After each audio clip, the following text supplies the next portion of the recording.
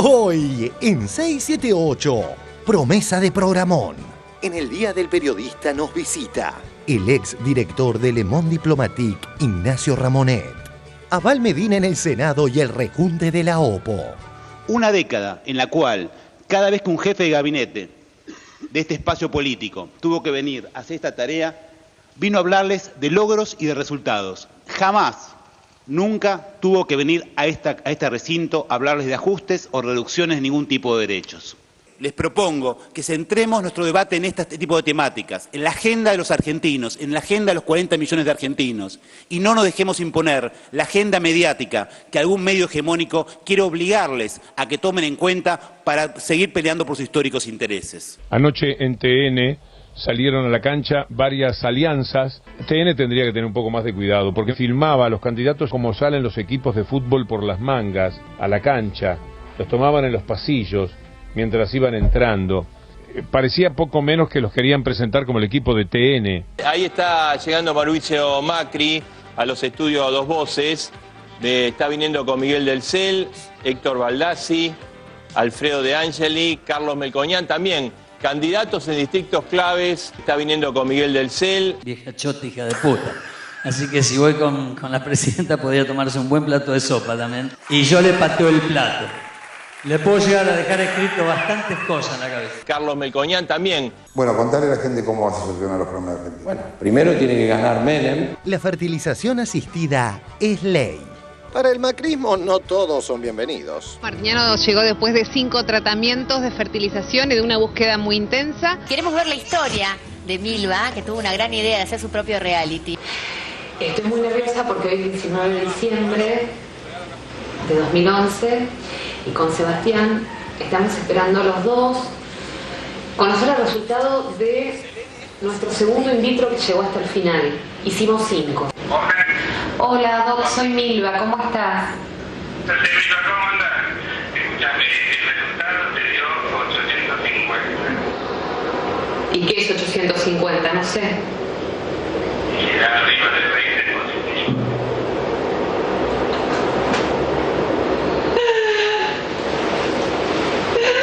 ¿De verdad me decís? Hola, mi amor, te esperé mucho. Claro. Puedes besarlo. No llegó. Hola, hijo. Ay, no lo puedo creer. El PRO se abstuvo mayoritariamente en el Congreso Nacional. ¿Vos hubieras votado a favor o en contra? Yo me hubiese abstenido. ¿Vos hubieras votado a favor o en contra? Yo me hubiese abstenido. El Día del Periodista. Informe especial de 678. ¿Qué pensás que ocurrió con el periodismo en la última década? Yo te diría que si se produce ahora ese enfrentamiento de que el que no piensa como yo es un enemigo, a mí me parece nefasto, ¿no? Una pregunta inocente, Víctor Hugo, ¿cómo se llama tu programa en Canal 9? Bajada de línea. Vamos a las preguntas de los oyentes. ¿Qué quiere decir? ¿Qué significa eso? ¿Vos pensás que me bajan línea a mí? Que bajas línea, o sea que no me vengas que a yo hablar bajo línea. Sí, pero por supuesto. No que me la bajan a mí. Bueno, mira, me parece que no, sí. ¿Vos pensás que a mí me bajan línea, Magdalena? Quiero que lo digas. Yo creo que sí, mira, yo creo que sí. ¿Quién sería? Sí. ¿Quién del gobierno, por ejemplo? No sé quién del gobierno, pero ciertamente el gobierno. Yo te diría que si se produce ahora ese enfrentamiento de que el que no piensa como yo es un enemigo, a mí me parece nefasto, ¿no? Longo y la Nata saludan a quien reprimió brutalmente a periodistas en el Borda. Gracias a toda la gente que nos manda cosas, a Jorge Macri, intendente Vicente López, María Eugenia Vidal, vicejefe de gobierno, Guillermo Dietrich, subsecretario de Transporte de la Ciudad, a Ernesto Sanz, senador nacional de radicalismo, a La Rural, a Ricardo Pedace, que es subjefe de la Metropolitana. Les agradecemos los últimos mensajes por el Día del Periodista, a Guillermo Montenegro, a Raúl Pedace, de la Policía Metropolitana. El señor Pedace, al que nosotros le planteamos la necesidad de que parara la represión para evitar una víctima fatal. Estábamos ahí.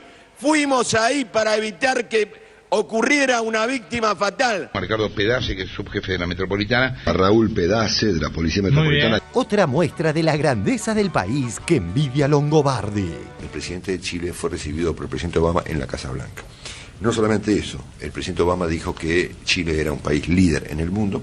Nunca hemos visto una imagen de este tipo, esta fotografía que muestra esta mañana Piñera con Obama en los años de Cristina, lamentablemente. Ya sabemos que Chile atraviesa una seria crisis educativa porque la educación no es gratuita. Ella ofrece su virginidad al mejor postor para pagar una deuda que tiene con su instituto en Valparaíso porque su familia no la puede pagar. Como un cuento que no terminaba, el futuro nos traicionaba.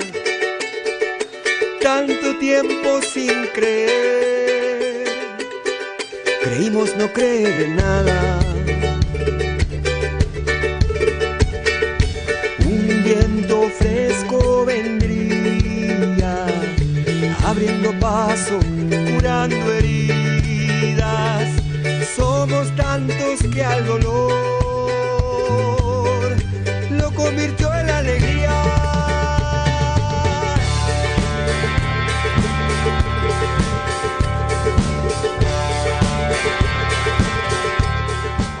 Otro día de majestuosas noticias. 1. Cierre musical a cargo del coordinador de orquestas infantiles y juveniles, Claudio Spector.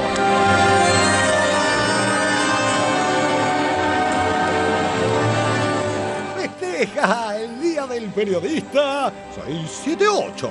Un programa que nació hace rato. Mira, amor mío, mira quién tengo aquí. Amor, de golpe me dieron ganas de tener como 6, 7, 8 hijos. Como 6, 7, 8 hijos, no sé, un montón. Sueño loco que nos abraza por cordilleras, ríos y plazas para seguir caminando. Los niños al hombro viajan a esperanza. Un surco se abrió en el continente para sembrar nuestro sueño de siempre. Qué lindo mostrarle al mundo que bien se siente este abrazo latinoamericano.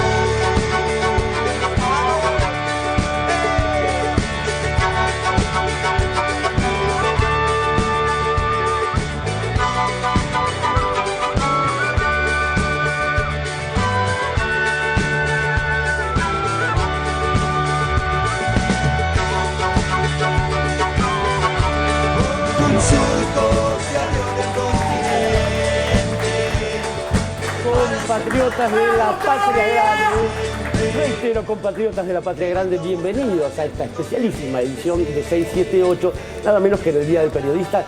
Quiero decir, a título personal, que después de 3 décadas y media de ejercer esta profesión, para mí es una gran satisfacción y un enorme orgullo estar haciendo este programa y con los compañeros que tengo, a quienes saludo, compañeros del panel, buenas noches y feliz día. Feliz día. Gracias, tenemos un invitado presente y uno que está a punto de caer por aquí. El invitado presente es el maestro Claudio Spector. Bienvenido, querido Claudio. Hola, ¿qué tal? Gracias por la invitación. Hemos dicho, su función es, Claudio, asesor del Ministerio de, para el programa de orquestas y coros del Bicentenario, en el Ministerio de Cultura. Pero bueno, Claudio se graduó en el Conservatorio Manuel de Falla y, como sucede con los buenos alumnos, después terminó siendo director del Conservatorio Manuel de Falla. Recibió también el lauro de magíster que expide el Conservatorio Piotr Ilich Tchaikovsky en Moscú.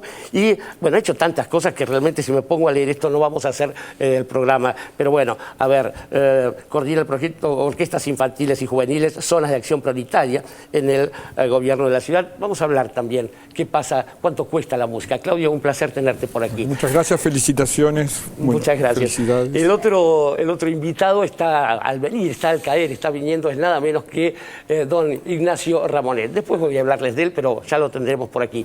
Por supuesto, vamos a aprovechar la presencia de Claudio porque hay musical al final del programa. Y vamos a ir ya al primer informe. Juan Manuel Abalmedina, el jefe de ministros del Gabinete Nacional, cumplió con este deber establecido por la Carta Magna de ir a dar cuenta de las cosas que se hacen desde el gobierno. Estuvo en el Senado y hubo algunos que, por supuesto, haciendo honor a el Día del Periodista, la -1, también lo comentaron. Vamos al informe, por favor. Abalmedina en el Senado y el equipo de Mañeto. La visita anual del jefe de gabinete al Senado de la Nación, que se convirtiera en trending topic de la patria tuitera, ofreció jugosos tramos con picantes intercambios de opiniones incluidos. Con el esfuerzo de todo el pueblo argentino, hemos logrado mantener el rumbo de esta nave de todos que es nuestra patria y completar el 10º año consecutivo de crecimiento con inclusión social. Completar una década ganada, no solo para aquellos que comulgan con este proyecto político, sino una década ganada para el conjunto de los argentinos. En estos 10 años, la economía argentina creció en promedio anual un 7,4%. Comparémoslo simplemente con el escaso 1% promedio anual que lo hizo las 2 décadas anteriores, para tener muy claro de qué modelos estamos hablando. Gracias a este modelo, nuestro Producto Bruto Interno ha crecido en estos 10 años un 99,1%. Es decir, que prácticamente hemos duplicado la riqueza, la producción, la creación, la creatividad de los argentinos. Tenemos mucha preocupación por el rumbo que está tomando y que ha tomado desde hace ya varios años la Argentina. En muchas áreas donde se habla de una década ganada, en realidad hemos tenido retrocesos terribles. Somos un país con energía muy escasa y decreciente, que tiene que importar cada vez más, que en esta década perdida en términos energéticos, dramáticamente perdida, la Argentina produce cada vez menos energía. En la industria tenemos un déficit de 31.600 millones de dólares, no tenemos un perfil industrial, ni lo estamos acrecentando. Francamente, la senadora Estensoro lo que planteó es que es un desastre, que Argentina está pésimo, que estamos haciendo un desastre absoluto. Creo que si hace ese diagnóstico en España, la gente dice, no es para tanto. Francamente es llamativo y sorprendente, que hay contradicciones lógicas en sus propios términos. Uno no puede decir en el mismo momento que Argentina está importando más energía, pero a la vez que no crece y no gasta energía, porque si no, ¿para qué le importa? Digo, hay un problema lógico, hay un problema ontológico, me atrevería a decir, en cómo entendemos las palabras y cómo entendemos los conceptos. Argentina no se está industrializando, planteó la senadora. Entonces, yo digo, ¿y quién le paga el sueldo a todas estas personas que están trabajando más en empleo industrial? Que hay empresarios, digo, de los 791.000 empleados que había en el 2003 en puestos industriales, a los 1.271.000, esos centenares de miles de trabajadores más, ¿por qué les pagan a los empresarios? ¿Por buena onda? ¿Porque quieren mantener un relato? ¿Porque son financiados por no sé quién? Eso es una realidad. Estoy hablando del trabajo registrado. Acá no hay discusión posible, es trabajo registrado. Y lo mismo en relación a todas las cuestiones vinculadas a lo energético. Hablamos que Argentina importa y que es un desastre, no sé qué, no sé cuánto. Argentina importa el 8% de su energía. Brasil el 15%. Nos ponen como modelo a Brasil, que importa el 15%, y nosotros somos terribles porque importamos el 8%. Digo, está bien que la oposición señale cuestiones, plantee temáticas diferentes, plantee cosas, pero digo, no podemos caer en el absurdo, porque el absurdo no se vuelve. Y hay datos demasiado reales. Una década en la cual cada vez que un jefe de gabinete de este espacio político tuvo que venir a hacer esta tarea, vino a hablarles de logros y de resultados. Jamás, nunca tuvo que venir a este recinto a hablarles de ajustes o reducciones de ningún tipo de derechos. Les propongo que centremos nuestro debate en este tipo de temáticas, en la agenda de los argentinos, en la agenda de los 40 millones de argentinos, y no nos dejemos imponer la agenda mediática que algún medio hegemónico quiere obligarles a que tomen en cuenta para seguir peleando por sus históricos intereses. Como si hubieran querido corroborar los dichos del jefe de gabinete, al ratito de su exposición, el grupo Clarín presentaba a sus políticos adictos. En TN salieron a la cancha varias alianzas. TN tendría que tener un poco más de cuidado, porque filmaba a los candidatos como salen los equipos de fútbol por las mangas, a la cancha, los tomaban en los pasillos mientras iban entrando. Parecía poco menos que los querían presentar como el equipo de TN. Ahí está llegando Mauricio Macri a los estudios Dos Voces, está viniendo con Miguel del Cel, Héctor Baldassi, Alfredo De Angeli, Carlos Melcoñán también. Candidatos en distritos claves, está viniendo con Miguel del Cel. Vieja chota, hija de puta. Así que si voy con la presidenta podría tomarse un buen plato de sopa también. Y yo le pateo el plato. Le puedo llegar a dejar escrito bastantes cosas en la cabeza. Carlos Melcoñán también. Bueno, contarle a la gente cómo va a solucionar los problemas de Argentina. Bueno, primero tiene que ganar Menem. Candidatos en distritos claves. TN tendría que tener un poco más de cuidado, porque filmaba a los candidatos como salen los equipos de fútbol por las mangas, a la cancha, los tomaban en los pasillos mientras iban entrando. Parecía poco menos que los querían presentar como el equipo de TN. Están llegando al canal, estamos en el segundo piso, ahí es el planta baja, el ingreso al canal de El PRO con sus candidatos. Dañan a los candidatos a veces de esa manera. Y los candidatos también tendrían que tener cuidado, no nos usen, que no se les vaya la mano, porque si no se nota demasiado. Ahí está llegando los estudios Mauricio Macri. Recibido por su público, ¿cuántos papelitos? Ahí saludándolo a Francisco de Narváez. Esa imagen es casi histórica. No se llevan bien. Esa imagen es casi histórica. No se llevan bien. Ellos dicen que sí, pero han tenido roces muy importantes. Y bueno, esto influye a la hora de sentarse a negociar un frente común. ¿Usted está peleado con Macri o negocia? No, de ninguna manera. Y no se banca. No. Todo eso hay una historia que no es así. Yo con Mauricio tengo respeto y amistad personal. Vino de Narváez, ¿no lo saluda? Sí, dijo. ¿Se dijeron hola? Ah, ¿sí? Francisco, ¿se saludaron? Francisco. No se saluda. Dios mío. No se saluda. Dios mío. Después de que ayer la tanqueta exhibiera la muy careta, como dirían los jóvenes, relación entre Macri y de Narváez, Mañeto salió a contestar y mostró como noticia la siguiente pavada. Acuerdo opositor en la ciudad es entre la UCR, Carrillo Pino, Solanas y el FAP. De Narváez habló por teléfono con Macri y podrían sellar un acuerdo en la provincia de Buenos Aires. De Narváez habló por teléfono con Macri y podrían sellar un acuerdo en la provincia de Buenos Aires.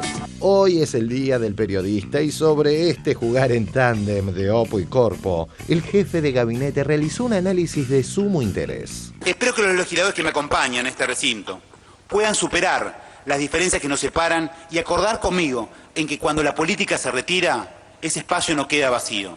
Es llenado por las corporaciones y las corporaciones nunca trabajan por los intereses de las mayorías. Caemos nuevamente al absurdo cuando vemos en un país donde desde el principal diario se dice que no hay libertad de prensa, el principal canal se dice que no hay libertad de prensa, el principal cable se dice que entonces no hay libertad de prensa. Si en todos los principales medios se dice que no hay libertad de prensa, no podrían decirlo. ¿De qué estamos hablando cuando hablamos de estas cosas? Agradezco enormemente a todos los senadores que plantean sus propuestas, sus diferencias, sus críticas, etcétera, etcétera. Pero sí les pido que intentemos no irnos excesivamente a temas que terminan invirtiendo la realidad y que no son sustentables con sus propios argumentos, porque si no, ahí sí que no hay debate posible.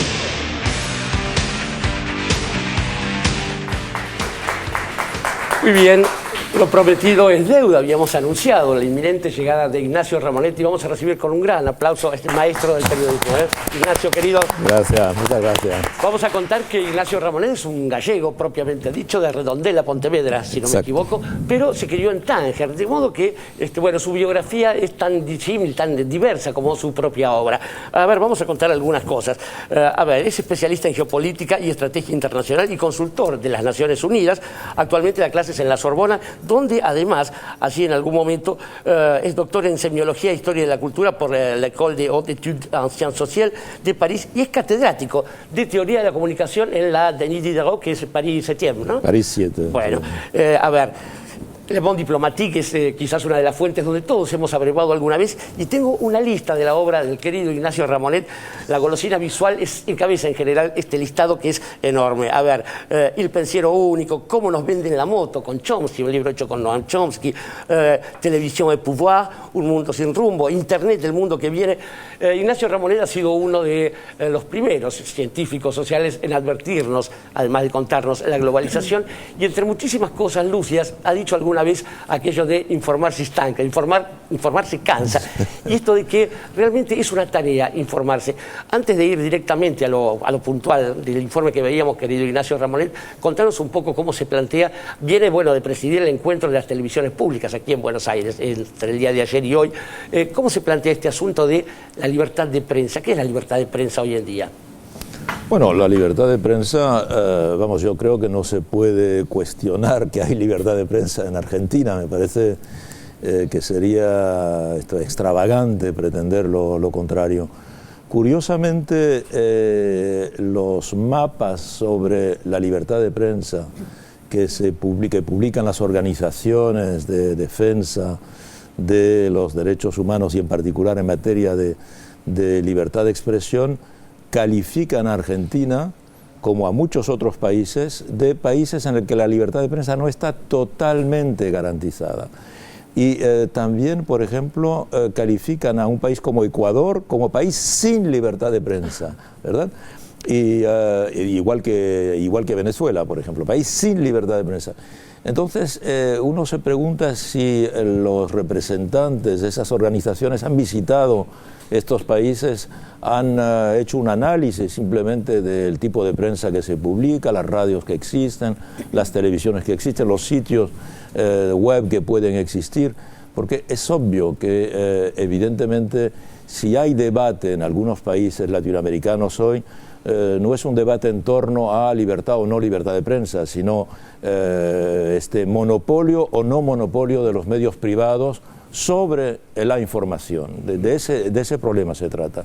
Y se trata de crear un territorio, digamos, el Estado está tratando de crear un territorio en el que puedan existir medios públicos que le garanticen al ciudadano la pluralidad de la información, porque por el momento no hay pluralidad en muchos países, lo que hay es un monopolio y una sola visión, que es la visión de las empresas privadas, y se confunde a menudo libertad de empresa, de información, con la libertad de expresión, que no es lo mismo, evidentemente. La libertad de expresión está garantizada por las constituciones y está garantizada por los hábitos, además, que existen en materia de organización de los medios de comunicación. Vos has hablado de un concepto también de quinto poder, ¿no? Este asunto del cuarto poder, que claro, así se llamaba históricamente a la prensa. ¿Cuál sería esta idea? Bueno, la idea de quinto poder es precisamente esta. Digamos, ¿a qué le llamamos cuarto poder habitualmente? Es una expresión que surge en Francia cuando el caso Dreyfus.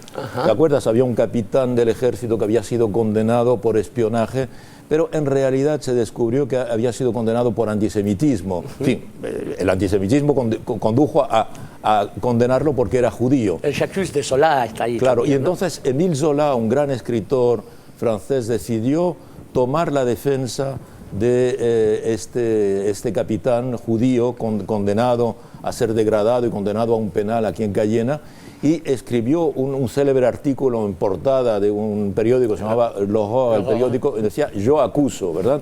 Y demostraba este funcionamiento. A partir de ahí surge en escena, si quieres, un actor nuevo que no existía en las democracias, que es lo que se llama la opinión pública. Es decir, los medios eran capaces de crear, son capaces, pero a partir de esto se sitúa, esto es una cuestión que se sitúa en torno a 1880.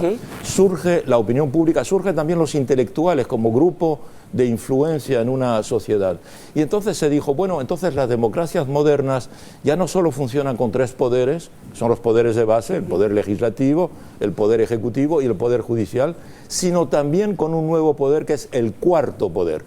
Pero lo que hemos descubierto a lo largo del siglo XX y en particular en el último tercio del siglo XX, es que el cuarto poder está acaparado por los grupos privados de comunicación. Y de hecho estos grupos son los que defienden una concepción ideológica, hay que utilizar la palabra, del mundo. Los que están a favor de una concepción ideológica, globalmente hoy de lo que llamamos el neoliberalismo. Y entonces lo que yo llamo quinto poder es la posibilidad para los ciudadanos, precisamente utilizando los nuevos instrumentos que nos permiten las tecnologías de la comunicación, utilizar esto para criticar el funcionamiento de los medios.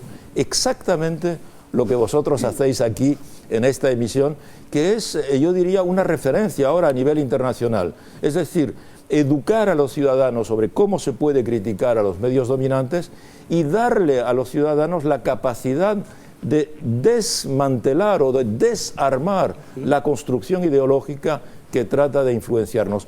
Eso es el quinto poder. Bueno, gracias en principio en nombre de todos por este comentario, Ignacio, pero me interesaba saber también tu opinión respecto de algo que ha sido muy meneado en la Argentina, que es esto del periodismo militante, en nombre como oposición a algo que se supone un periodismo objetivo. ¿Cómo ves esa cuestión? Mira, el periodismo objetivo no existe. Ningún, digamos, analista serio de los medios te dirá que un objetivo existe. Se le llama objetivo a, digamos, esa parte de la cámara fotográfica que fotografía según el punto de vista en el que se encuentra. Pero el propio objetivo, lo que fotografía es lo que, digamos, precisamente desde el lugar en el que está colocado.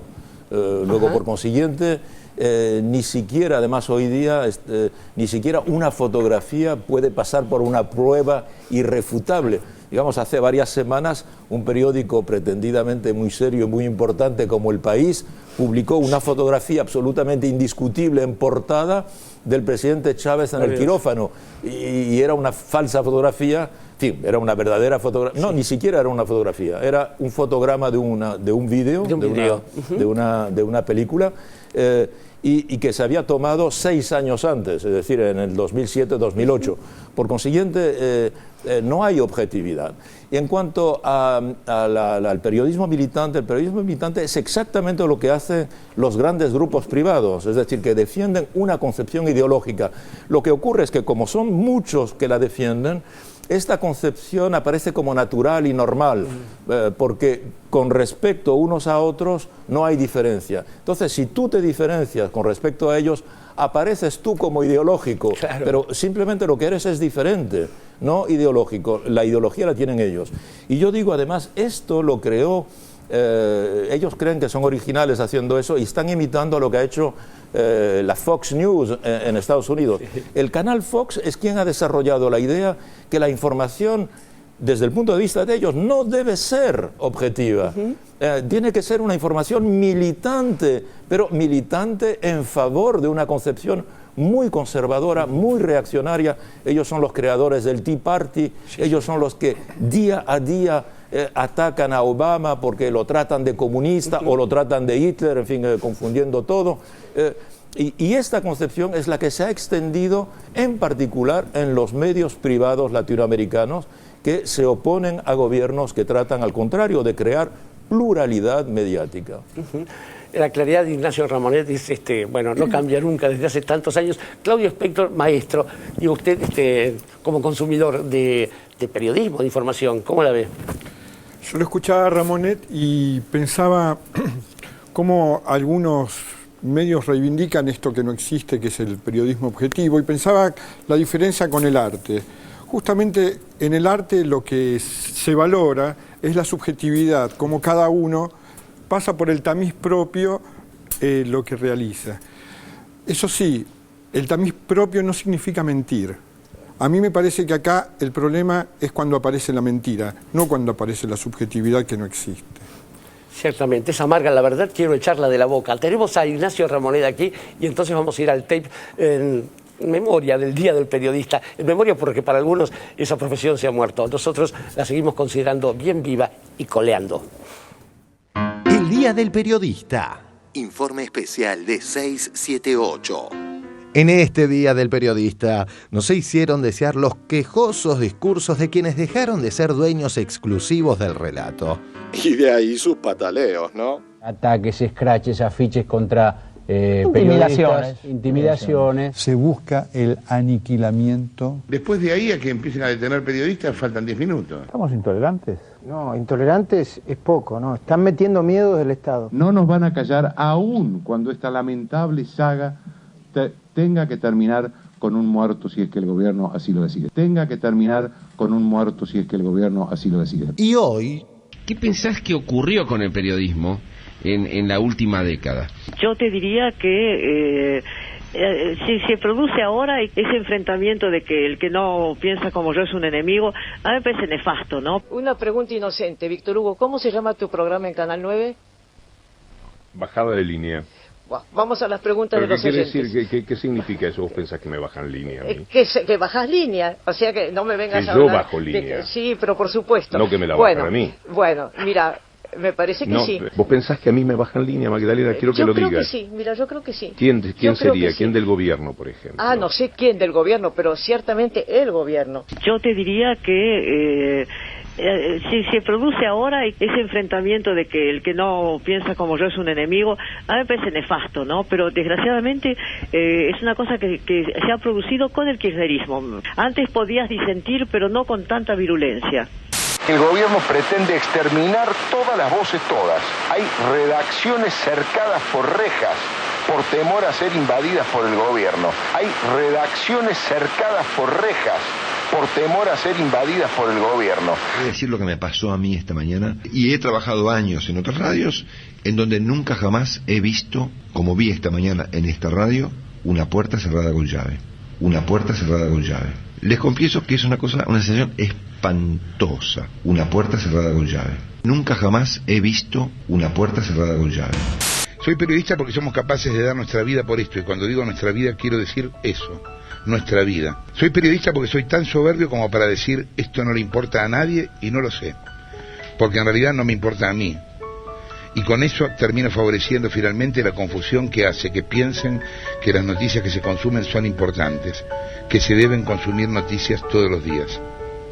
Feliz Día del Periodista. Yo le quiero pedir algo a la justicia que está investigando a Vudú. Por favor, pregunten el viernes pasado, atención tribunales, pregunten el viernes pasado, entre las 11 y las 14, las 11 de la mañana y las 2 de la tarde, ¿a dónde fue Amado? Porque nosotros sabemos que fue a Carmelo, Uruguay, en un vuelo privado que salió desde San Fernando y que no pasó por migraciones. No pasó por migraciones, ni acá ni en Uruguay. Fue en el día y volvió. Raro, ¿no? Pero bueno, fue. Salió a las 11, llegó a las 14. Salió con 2 bolsos. Ok, uno lleva cosas cuando viaja. 2 bolsos. Y el viernes, entre las 11 y las 14. En directo del Senado de la Nación Argentina, el vicepresidente de la Nación en estos momentos, recibiendo en el Senado al expresidente de Brasil, Luis Ignacio Lula da Silva. Escuchamos a Maduro. Aprovechar esta oportunidad con nuestros rectores, referentes de estos tiempos. Pregunten el viernes pasado, entre las 11 y las 14, las 11 de la mañana y las 2 de la tarde, ¿a dónde fue Amado? Porque nosotros sabemos que fue a Carmelo. Que no pase como en otras épocas, que simplemente eran enseñaderos. Fue en el día y volvió. Raro, ¿no? Pero bueno, fue. En otros rincones de la tierra y orientadas. Salió con 2 bolsos. Ok, uno lleva cosas cuando viaja.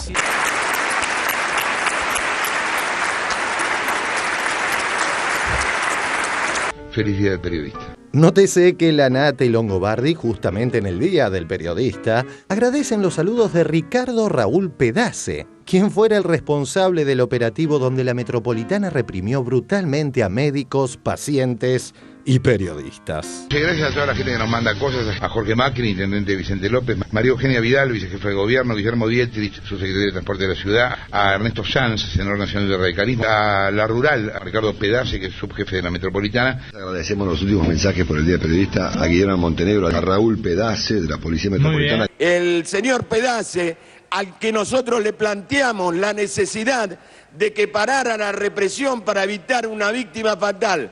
Estábamos ahí, fuimos ahí para evitar que ocurriera una víctima fatal. Ricardo Pedace, que es subjefe de la Metropolitana. A Raúl Pedace, de la Policía Metropolitana. Siendo que es el Día del Periodista, se me ocurrió pensar que, bueno, no estamos en un buen momento, ¿no? No lo estamos. Y los tiempos que vienen tampoco serán mejores, obviamente, tanto para nuestra profesión como para los medios, digamos, ¿no? Lamentablemente es así, ¿no es cierto? Pero bueno. Está la idea de que nosotros defendemos a lo corporativo, por supuesto nosotros vivimos de esto. El periodismo independiente y honesto es un instrumento esencial para hacer a las sociedades más democráticas, más transparentes. Clarín, Cosquín, Canal 7 cortó imágenes sobre las protestas por Famatina. Rally Barrio Nuevo proyectó una marcha contra la minería, pero esa parte no se emitió. Repercusiones por el apoyo a Famatina en Cosquín, que nunca salió por Canal 7. Pero la realidad fue otra. Hey paisano, ¿qué pasó? No dejes que te quiten ni siquiera tu dolor. No dejes que te coma la televisión. Y allí casi todo es mentira. Y el hombre a la luna jamás llegó. Cosquín, Canal 7 cortó imágenes sobre las protestas por Famatina. El periodismo independiente y honesto es un instrumento esencial para hacer a las sociedades más democráticas, más transparentes. Lo que no vale es la mentira. Lo que ha enfermado la profesión en este tiempo es la mentira. La mentira dicha desde el más extraordinario poder mediático que en términos relativos existe en el mundo entero. Un ejemplo contundente de las mentiras a la que se refiere Víctor Hugo fue esta. No hay que aterrorizarse, solamente hay que tenerle temor a Dios. y a mí en todo caso también un poquito, los funcionarios que dependen de mi nombramiento, o sea, los que son responsabilidad mía, porque está la responsabilidad del funcionario, pero también está mi responsabilidad porque todos y cada uno de los funcionarios, o por lo menos la gran mayoría, he firmado yo los decretos. Con esta mala intención fue tergiversada. Tapa del diario Clarín del sábado. Cristina dijo que había que temerle. Fuerte reacción opositora. Diario La Nación.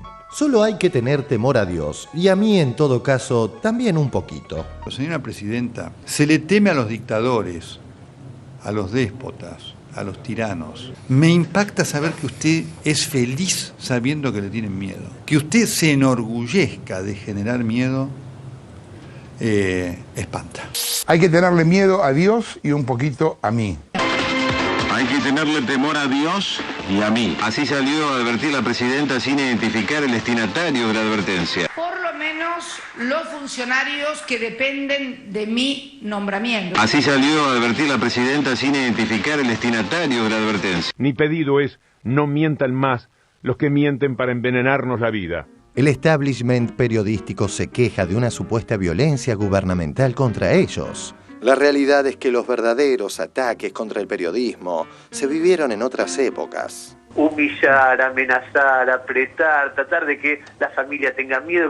Y me parece que este gobierno en esto es más de derecha de cualquier gobierno que los que tuvimos y de cualquiera que podamos tener. Yo creo que acá el problema es que en algún momento nunca se criticó el periodismo, se los está criticando. Los tipos fugan hacia adelante. ¿Quién le pone en peligro a la familia Tenenbaum? ¿Dónde no hay democracia?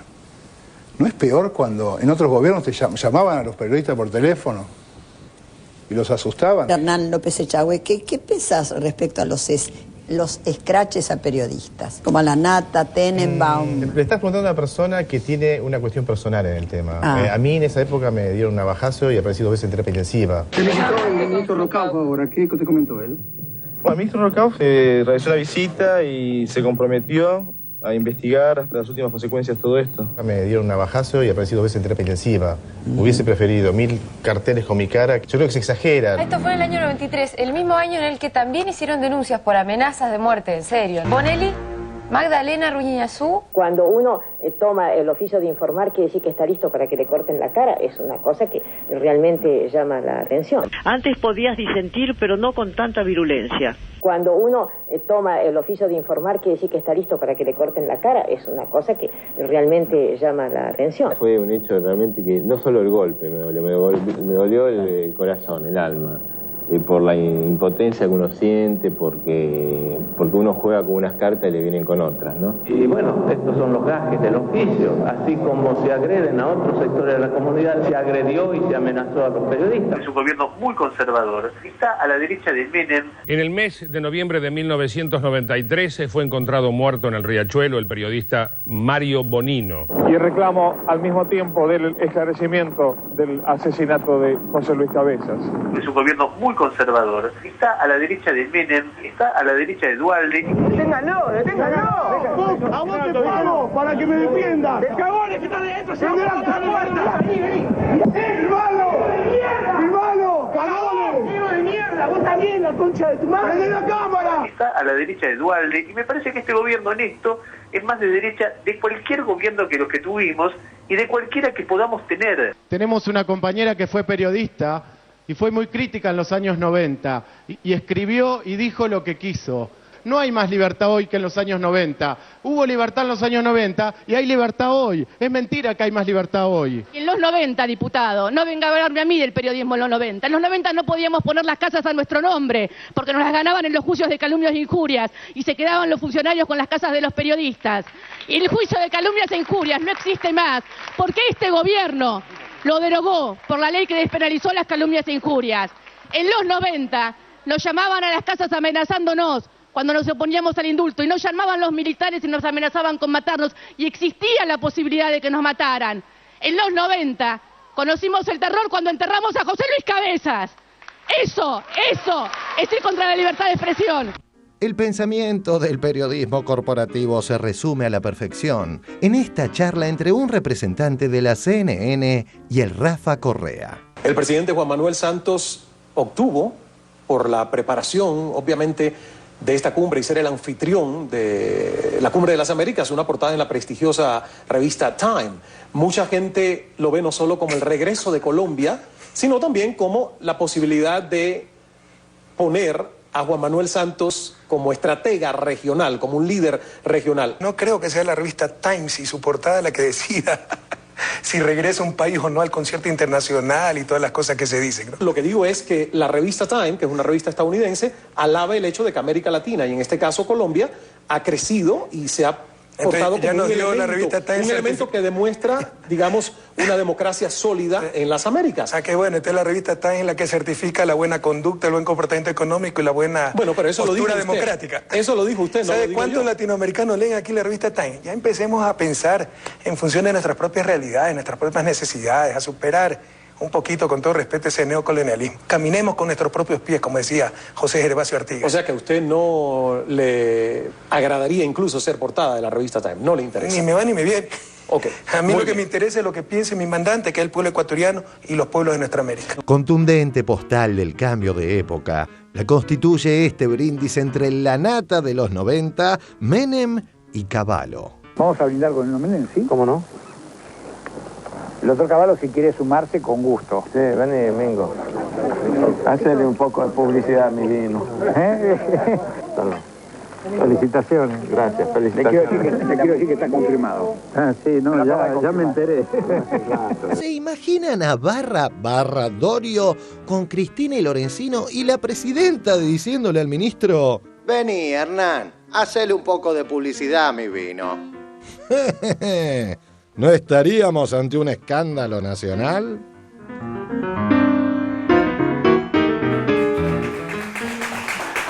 Hay tantos motivos para el escándalo, ciertamente, en los últimos tiempos. Ignacio Ramonet, vos has hablado también no solamente de los movimientos en la prensa, sino que lo has relacionado con algo mucho más general, que es justamente la globalización. Y aquí en la Argentina se ha producido, a partir de un gobierno que enfrenta a los poderes globales, una divisoria de aguas. ¿Esto es frecuente en todos lados? ¿Hay periodistas de un lado y periodistas del otro, se puede decir?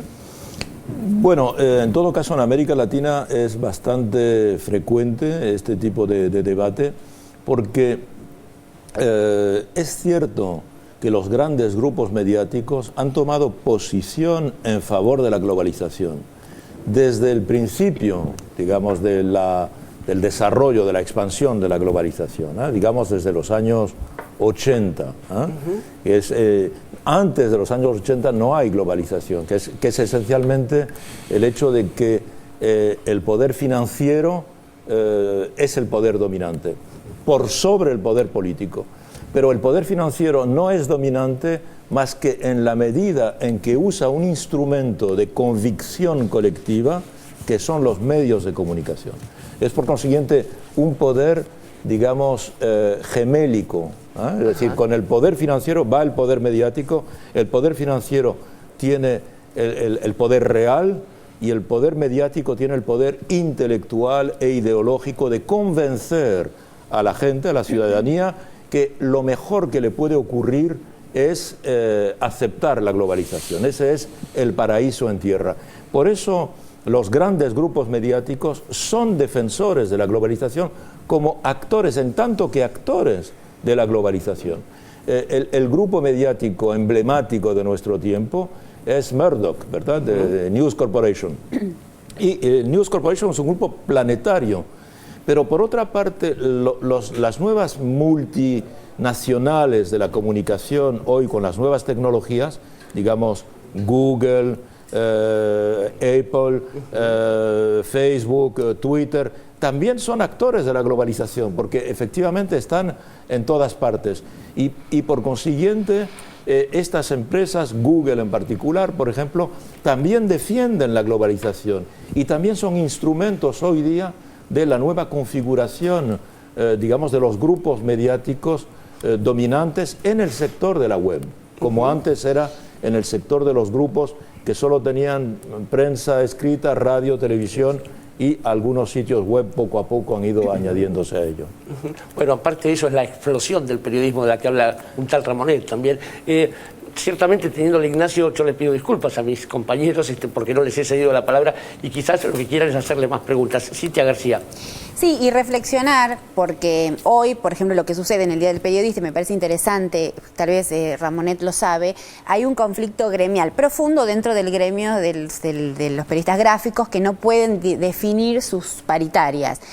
Hablaba yo esta mañana con un delegado del Diario La Nación y él contaba lo difícil que era trabajar dentro del Diario La Nación. Entonces, Ramonet, usted está hablando de las corporaciones mediáticas y tal vez habría que profundizar en el concepto, se lo pregunto, sobre lo que son los medios y los que son los trabajadores de esas corporaciones. En sus portadas, el Diario La Nación permanentemente, o Diario Clarín, que están en la misma situación, los medios gráficos, plantean los conflictos paritarios, las declaraciones de los gremialistas opositores, las peleas por la economía, pero en sus propios interiores prohíben la agrupación gremial, prohíben las asambleas, no dejan trabajar, ejercer la libertad sindical a sus trabajadores. Eso es un eje que muchas veces no se trata porque decimos fácilmente las corporaciones mediáticas, con toda la complejidad que eso implica, y dentro de esas corporaciones mediáticas hay un amplio sector de trabajadores de prensa también involucrados. No conozco el caso argentino, como consiguiente no me voy a pronunciar sobre él, pero este caso es muy general a escala internacional y una de las características, digamos, de los periodistas a escala internacional es que su condición social se está degradando. Primero, hay decenas de miles de periodistas que han perdido su trabajo. Hablábamos antes del País, por ejemplo, despidió a casi la mitad de su plantilla hace unos meses, ¿verdad? Y esto es muy general porque hay decenas de periódicos que están cerrando. Y los nuevos sitios web que se abren ahora, es decir, lo que llamamos el periodismo digital, recluta a una serie de periodistas muy mal pagados, que están en situación de lo que llamamos precarios, con muy pocos contratos de larga duración o contratos de duración indefinida, y son todos contratos de pequeña duración. En mi libro doy ejemplos mucho más espeluznantes a escala internacional, porque en la medida en que, por ejemplo, tú abres un sitio web de información aquí en Argentina, por lo siguiente, todo periodista que hable castellano ya puede escribir en él, pero periodistas que hablen castellano hay decenas de miles o centenares de miles a través del mundo, y tú lo puedes reclutar donde tú quieras, y hay países que producen decenas de miles de periodistas por año, países como México, etcétera. Entonces los puedes utilizar por un precio muy barato. Hoy día se habla, yo cuento esto en el libro, lo que se llama las haciendas de contenido. Haciendas, como antes los hacendados tenían rebaños de ganado, ahora tú tienes un rebaño de periodistas muy mal pagados. ¿Cómo les pagas, por ejemplo? Doy ejemplos. Ni siquiera les pagas al artículo. Les pagas en la medida en que cuando el artículo está en la pantalla, los lectores que leen ese artículo van a cliquear sobre la publicidad que está alrededor. En función del número de clics que hay en la publicidad en torno, tú vas a pagar ese artículo y al autor de ese artículo. O tú vas a pagarle en función de las palabras que va a utilizar, porque esas palabras van a ser cliqueables, y si tú cliqueas en ellas, pues te da, si por ejemplo dice, había un coche, este coche era de tal marca, si cliqueas ahí y hay una publicidad, entonces te van a pagar por eso. O sea, que hay una degradación social, una proletarización social que las nuevas tecnologías han beneficiado y que los nuevos grupos mediáticos están utilizando.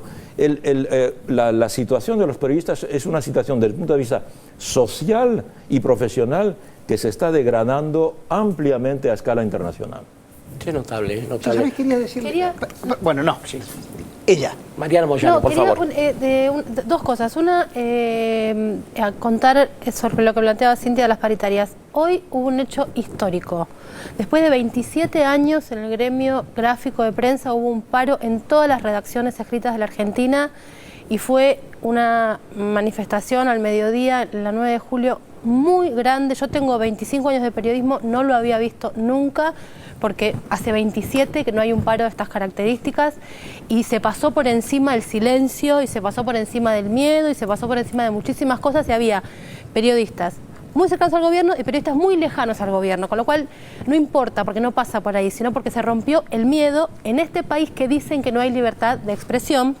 los periodistas trabajadores con conciencia de trabajadores por primera vez no tuvieron miedo y rompieron el cerco. Entonces eso lo quería marcar porque me parece algo muy importante. Lo otro que yo quisiera agregar y preguntarle a Ramonet es que yo haría una tercer pata de lo que planteaba Cintia. Los medios, los periodistas que asumen su lugar de trabajadores y pelean por la dignidad del trabajo y asumen su lugar para tener mayor dignidad, y los periodistas que no son dueños de los medios, pero son voceros de la lógica de los medios de comunicación.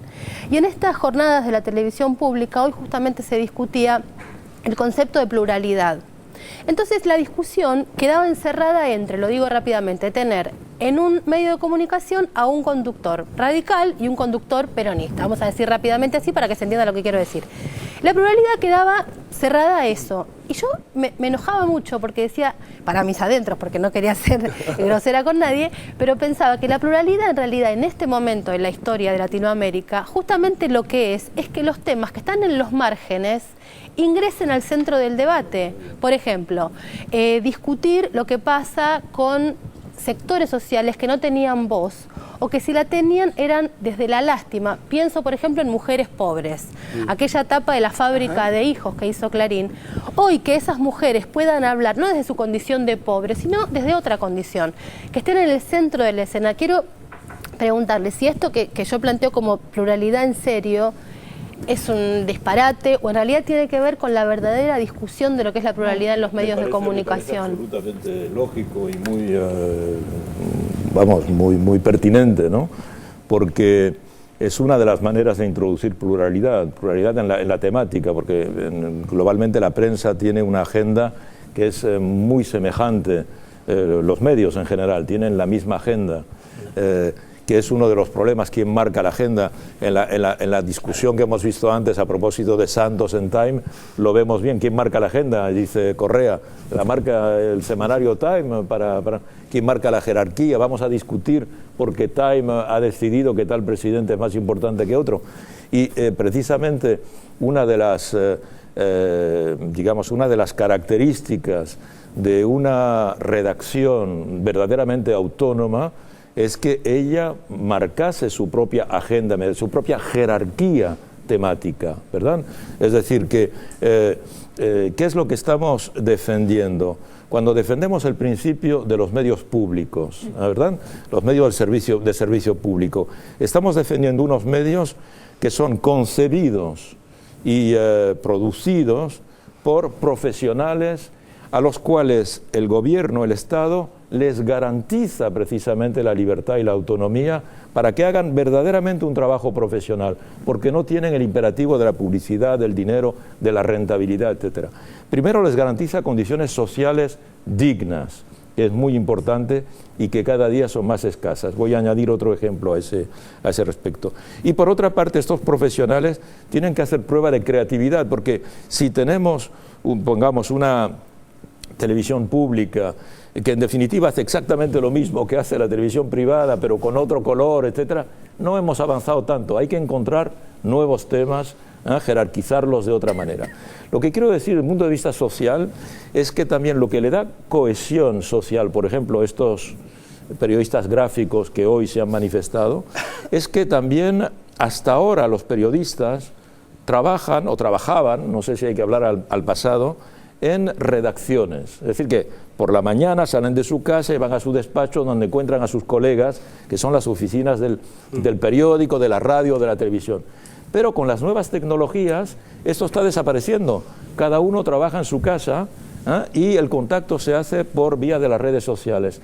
Y entonces la movilización, la organización y la resistencia contra cualquier voluntad por parte de la patronal de atacar a las adquisiciones sociales de este grupo es mucho más difícil de defender.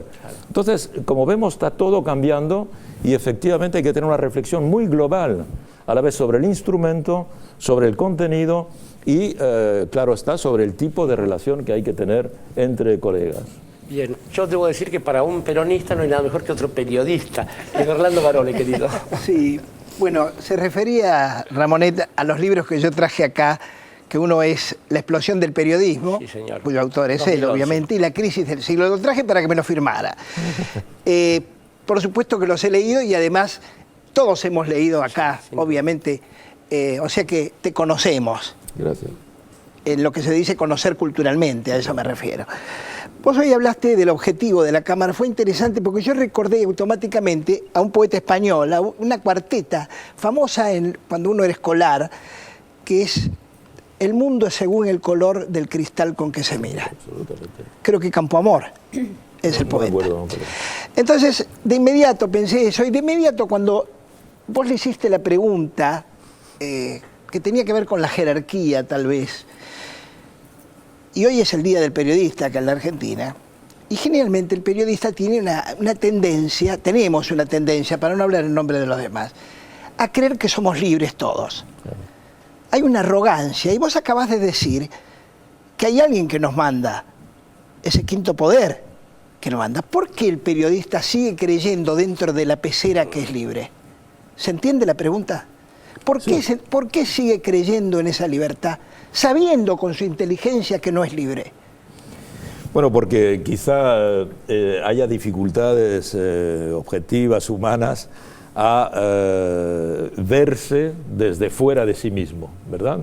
Por otra parte también, el periodismo es una profesión de maestría, digamos, te da una posición de dominación, porque con tus palabras, ya sea en la radio, en la televisión, o con las imágenes, con los textos, tú vas a capturar el mundo y lo vas a desmontar o a remontar.